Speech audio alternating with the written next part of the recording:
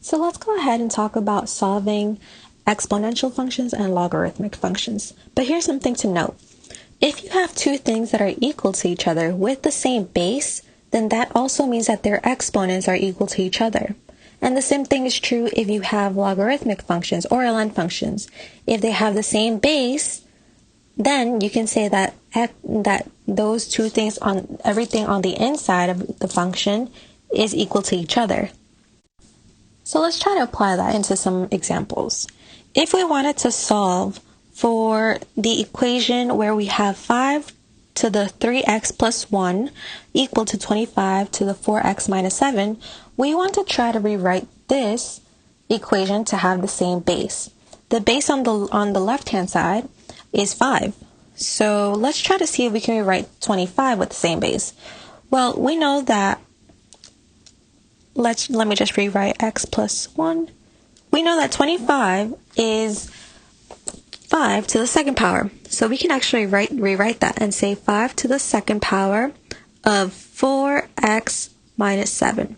And the reason why I wrote the 4x minus 7 in parentheses is because that was originally already there. We're just bringing up the exponent of 2 and we're rewriting that to multiply to the whole thing.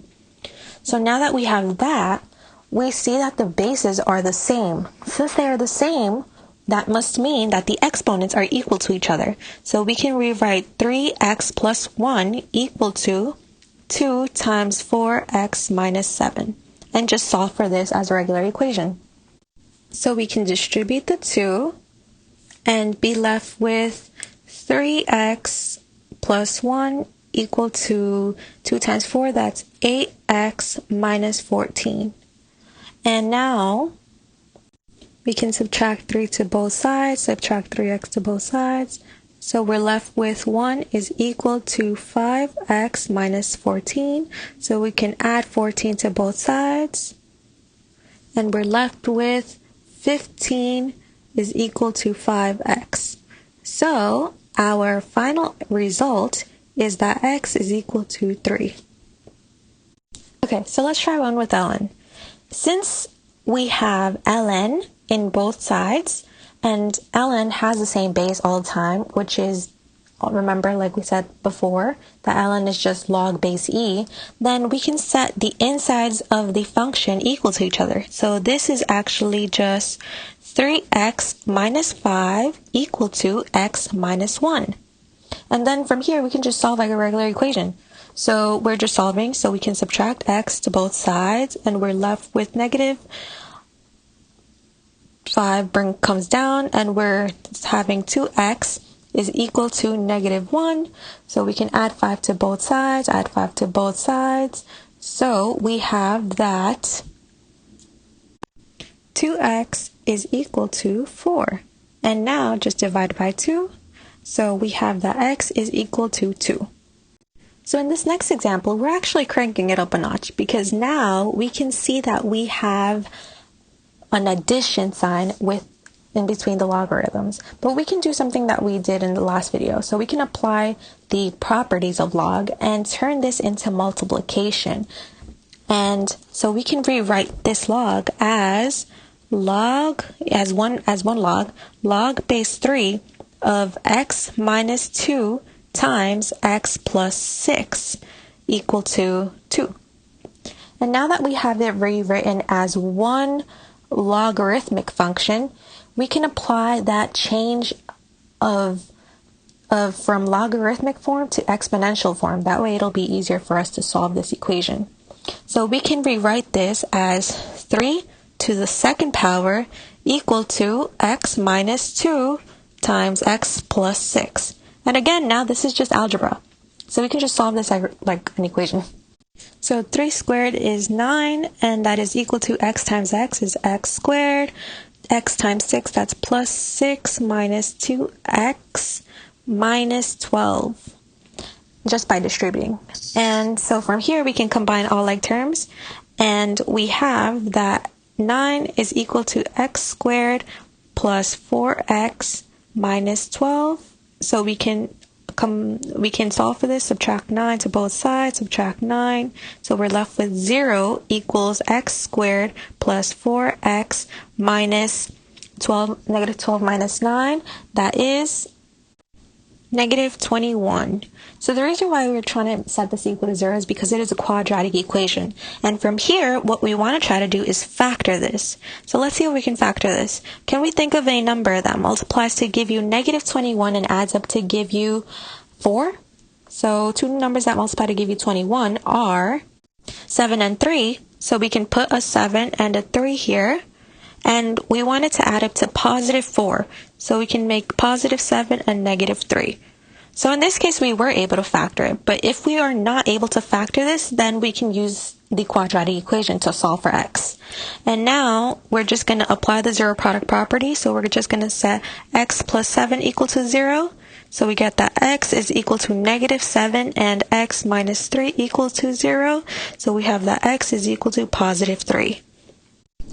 But here's where we have to be careful, because remember that in logarithmic functions, the inside of the function can never be negative. So we have to check our solutions and make sure that that doesn't happen. So let's try to check that first value. So we plug in negative 7 into the function. We have log base 3 of negative 7 minus 2 plus log base 3 of negative 7 plus 6 equal to 2. And automatically, we know that negative 7 minus 2 is negative 9. So that must mean that this can't work because now the inside of this log is negative. And the same thing happens when we add negative 7 plus 6, that's negative 1. So we can't get a solution for this. So this must mean that x cannot be equal to negative 7. But now let's actually try the second value. So if we go ahead and plug in 3 into our function, we have log base 3 of 3 minus 2 plus log base 3 of 3 plus 6 equal to 2. Okay, so 3 minus 2, that's just log base 3 of 1 plus log base 3 of 3 plus 6 is 9 equal to 2. Okay. So let's see. Let's think about this. So none of our inside function values were negative, so that we're going good so far. And now we have to think of a number. So 3 to what power gives us 1? 3 to the 0 power is 1. So this is just 0 plus log 3 of 9. 3 raised to the second power is 9. So this is just 2. And 0 plus 2, that is 2. So this works. So here, our only solution is just x equals 3. Because the other value was negative. So our only solution is x equals 3. There are some equations where it is just simply not easy to set them to have the same base or the same log function. So whenever this happens, we can just apply log or ln and bring up the exponent to the front. So here, we see that the exponent has a variable in it, so we can take the ln of both sides. So we're gonna take the ln of both sides, and that means that, remember that there's a property that says that if you have an exponent, that exponent can be brought up to the front. So we're gonna bring up the x plus 5 to the front of the equation, and we're just gonna have ln of 3 equal to ln of 8. And now we want to solve for x. So we want to try to get x by itself. So doing this, we can divide by ln 3 to both sides. And from here, we have, so our ln's cancel out, and we have x plus 5 equal to ln of 8 over ln of 3. So we can just subtract 5 to both sides, and we have that x is equal to ln of 8 ln of 3 minus 5. And this is our solution. We can actually plug this into our calculator and get an actual value. So we can type in ln of 8 divided by ln of 3 and then just subtract that from 5. So our value is negative 3.11 if we round to the nearest hundredths. Let's try out another one. Since again we have variables in the exponents, then we can apply ln again. So we can apply ln to both sides. So we have ln of 5 to the x minus 7 equal to ln of 2 to the x. And again, we can just bring down the exponents. So we have x minus 7 ln of 5 equal to x ln of 2. And in this case, we have two variables on both, we have x on both sides of the equation. So since we have this, we actually have to get x by itself.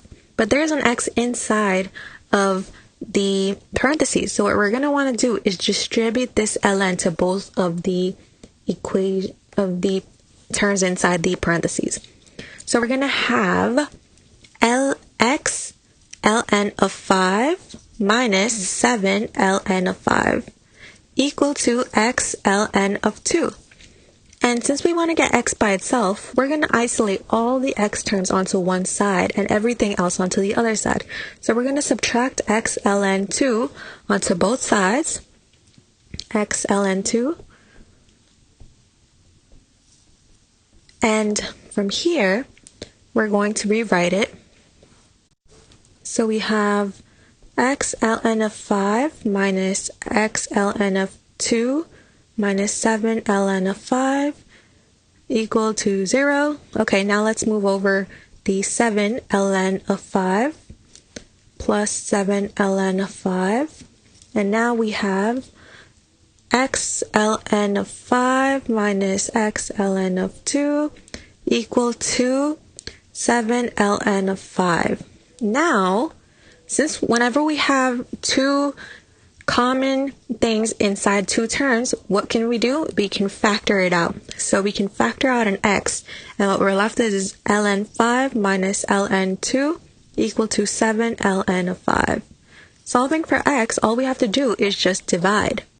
So we can divide all this by ln of 5 minus ln of 2, ln of 5 minus ln of 2, and so our x is equal to 7 ln of 5 all over ln of 5 minus ln of 2. And again, we can just plug this into our calculator and see what value it gives us. On your calculator, you can actually hit alpha y equals and click enter to get it into a fraction form. And from here, you can have 7 times ln of 5, and then go down to the denominator and type in ln of 5 minus ln of 2. Hit enter and it should give you approximately 12.30 if you round it to the nearest hundredth. Now let's say that we were asked to determine the constant c and the base c under the conditions that f of 0 is equal to 5 and f of 1 is equal to 20. Remember that an exponential function follows the form c times b to the x, where c is the y-intercept and b is the base. If we rewrite these as coordinates, let's see what they give us. So this x would be 0 and y would be 5. And in this case, we have x is 1 and y is 20. So when x is equal to 0, that must mean that this is our y-intercept. So our y-intercept is c. So that must mean that our c is equal to 5. And this extra point we can use to test it out. So now let's see what we get. If we plug in, so far our function would look like y is equal to 5 times b to the x. We have to solve for b. We don't know what b is. So what we can do is use the given information that we have to plug it in. So if we take our second point to be 20 equals 5 times b, and then our x is 1. So b to the first power, that's just b. So we can just divide both sides by 5, and we get that b is actually equal to 4.